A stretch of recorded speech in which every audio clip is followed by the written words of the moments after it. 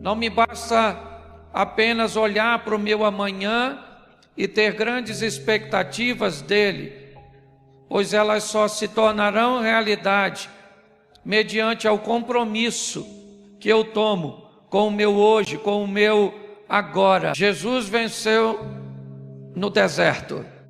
Adão fracassou no paraíso. O lugar onde você está não é o mais importante. O importante são suas escolhas, suas conexões. Então, eu não venço porque não estou no lugar certo. Isaac prosperou no deserto. Sim. Herodes fracassou no palácio. É você que decide. Certo? A vida é sua, não bote a culpa em ninguém. Você sabe qual é o maior problema de ser livre? É que ser livre coloca a responsabilidade das escolhas sobre você. Você se torna responsável por suas opções. É assim que funciona. É ou não é? Quando nós éramos meninos, o sonho que nós tínhamos era de crescer e ser dono do nosso próprio nariz. Eu vou para onde eu vou fazer a tatuagem, eu vou fazer a viagem. O que você não sabia que seu nariz custava tão caro. Sim, certo? Porque a liberdade traz consigo a sua possibilidade de escolher. E quando você se depara com a liberdade, muitas pessoas têm saudade do cativeiro. Dá vontade de falar para os pais: toma o nariz de novo, que ele não me pertence. Aconteceu algo de ruim, faça essa pergunta: quem autorizou isso acontecer comigo? E aí você pergunta: fui eu? Se foi, saiba que o que você está colhendo é resultado de suas escolhas. Porque tem gente que na hora da colheita bota a culpa em todo mundo.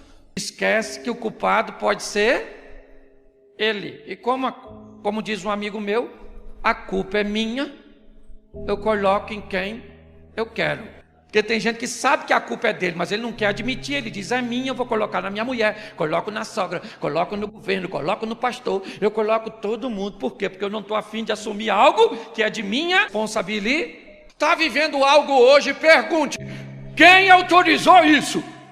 Porque o Satanás não pode fazer nada na sua vida e nem na minha, se você ou Deus não autorizar. Quem autorizou? Do seu casamento está desse jeito, do seu negócio está desse jeito, do seu ministério está desse jeito, da sua fé está desse jeito, da sua saúde está desse jeito. Se foi você, parabéns, você alcançou seu objetivo, destruir sua vida. Você está entendendo? Então nós temos que entender que nossas escolhas para termos uma manhã melhor começa hoje. Nós temos que entender que as projeções do futuro, que o que falamos sobre o nosso amanhã tem que vir recheado de ações, de posicionamentos. Se nós olhamos para uma manhã, sabe, e queremos que ele seja positivo, eu tenho que olhar o que eu faço hoje. O que eu estou fazendo hoje é a matéria-prima do que vai acontecer amanhã. Nas mãos de Deus, o nosso futuro não é incerto. Aconteça o que acontecer no percurso, no final a vitória é nossa. Nós só temos que amadurecermos a ponto de entendermos que somos muito mais responsáveis sobre o nosso futuro do que imaginamos. Sobre os nossos negócios, sobre os nossos relacionamentos de amizade, sobre o nosso convívio familiar. É uma coisa de total responsabilidade nossa. Se nós entendermos isso e respeitarmos e pautarmos nossas escolhas, com certeza o nosso amanhã vai ser sensacional. Tem gente que quer coisas muito simples, coisas que a maioria das pessoas tem e às vezes não conseguem. Um emprego, um casamento, a casa própria, a saúde, a felicidade, amigos. Tem gente que não consegue resultados aparentemente simples. E quando é difícil para todo mundo, não é tão difícil assim. É muito mais difícil quando não é difícil para todos na mesma proporção. Isso dói muito mais. Olhar as pessoas tão próximas de você, que conseguem alcançar coisas que você deseja alcançar e não alcança. Ver coisas que você sonha acontecer na vida dos outros é muito difícil. Se você não prestar atenção, você vai começar a sentir coisas, fazer coisas que primeiro vão tentar impedir você de canalizar suas forças, sua atenção, sua oração, sua perspectiva para alcançar sucesso. Porque às vezes corre o risco de você desejar mais o fracasso do outro do que o seu próprio sucesso. É a tal da inveja. Você fica mais preocupado com o que está acontecendo ali perto de você do que o que está acontecendo na sua vida. Por que eu não tenho, a outra tem, ele tem, fulano conseguiu. Isso não muda nada a sua vida, não. Porque tem gente que acha que chorar vai resolver o problema. Querido, não resolve nada, só desabafa, nunca de 15. Gente, se chorar resolvesse o problema, eu chorava junto contigo. Eu até mobilizava minha rede social para ajudar você em choro. Você quer viver seu milagre? Você quer a tua vida transformada? Você quer a sua história mudada? Não depende de Deus, depende de você. Foque naquilo que você quer. Pare de prestar atenção no que está acontecendo na vida dos outros. E canalize suas forças, sua fé, seu trabalho, para que as coisas aconteçam na tua. Hebreus diz que a vida é única. O Salmo diz que ela é curta e rápida. Numa vida única, curta e rápida, você só tem uma oportunidade de aprender, você não tem outra, ok? E você tem que aprender o mais rápido possível, porque você precisa mudar de estágio. E a vida é igual a um videogame. Pulou a primeira fase, a segunda é mais difícil. Então ou você aprende ou você se lasca.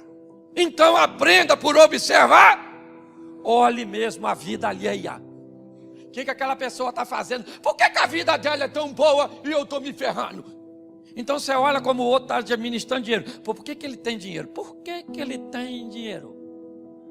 O que tem é gente fazendo coisas e outras fazendo coisas, e as que fazem certas se dão, e as que fazem erradas se, isso, a curto ou a longo prazo, não interessa, mas vai se lascar.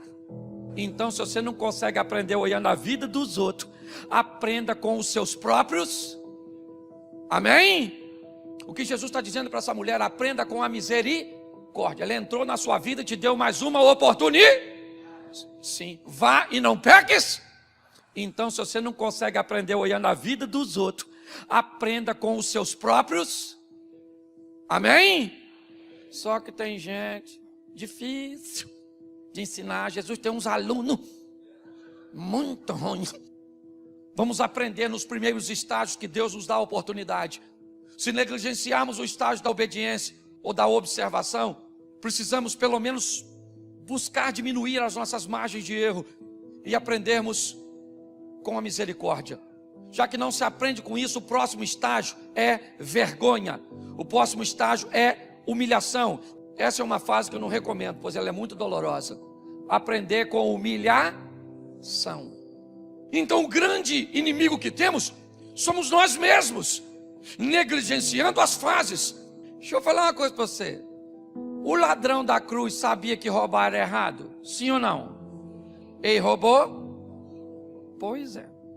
Será que ele conheceu alguém que foi preso por roubar? Sim ou não? Mas ele roubou a si mesmo? Ou seja, ele não conseguiu aprender com os erros dos outros. Provavelmente em algumas de seus erros ele conseguiu fugir, evadir-se. Ele conseguiu sair ileso. E como a mulher da misericórdia, provavelmente não era a primeira vez de seu adultério, mas a impunidade passou a ela a sensação de que ela sempre sairia impune.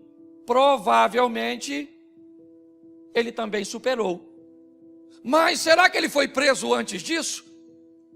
Provavelmente sim. Ele não seria sentenciado à morte apenas por uma situação, mas provavelmente ele foi solto.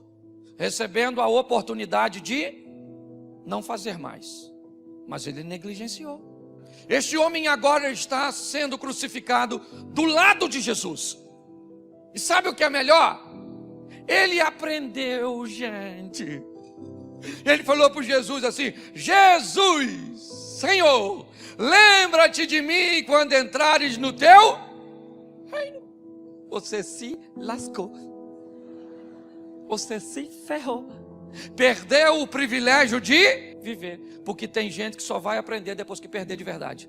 Desobedeça os sinais que vem dizendo a você: aprenda, aprenda, aprenda, aprenda, aprenda. Aprenda que você não pode gastar desse jeito. Você só vai aprender quando você tiver uma dívida que você não vai pagar.